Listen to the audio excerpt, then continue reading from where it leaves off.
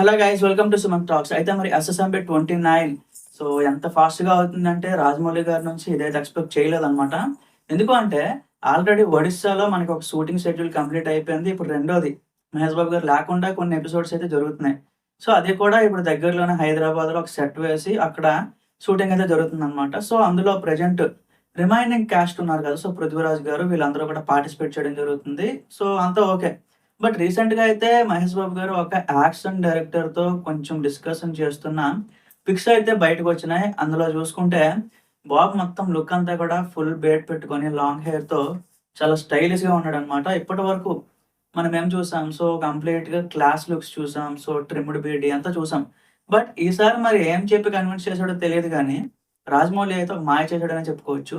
ఎందుకంటే మహేష్ బాబు గారు ఏ రోజు దాకా అంత రిస్క్ తీసుకొని అంతలాగా ఫేస్ అంత రగ్గడ్‌గా పెట్టుకోలేదు ఏ రోజు కూడా.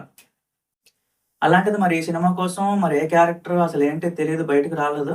బట్ యాస్ ఆఫ్ నౌ అయితే సినిమా తాలూకు షూటింగ్ అయితే చాలా ఫాస్ట్‌గా అవుతుంది గైస్. ఈ ఒక్క లుక్ చూసి సోషల్ మీడియా అంతా కూడా చాలా హల్చల్ అవుతుందన్నమాట. మరి అగైన్ మన మహేష్ బాబు గురించి తెలిసిందే. సో ఈ సినిమా కోసం ఆల్మోస్ట్ 3 సంవత్సరాల డేట్స్ అయితే ఇవ్వడం జరిగింది. సో దాంతో పాటుగా మాక్సిమం ఆఫ్ ఈ పోస్ట్ ప్రొడక్షన్ పని ఎక్కువుంటది గానీ షూటింగ్ అయితే చాలా తక్కువే గైస్. సో మనకేంటంటే ఆ వీఎఫ్ఎక్స్ యాడ్ చేయడానికి, తర్వాత ఎడిటింగ్‌కి సో అక్కడే కొంచెం టైం పడతదే తప్ప సినిమా రిలీజ్ అవ్వడానికి మాత్రం కొంచెం వేగంగానే వచ్చే అవకాశాలయితే ఉన్నాయన్నమాట. మరి చూడాలి ఎలాంటి ఔట్‌పుట్ వస్తది, అసలేంటి? సో చూద్దాం గైస్. Stay tune.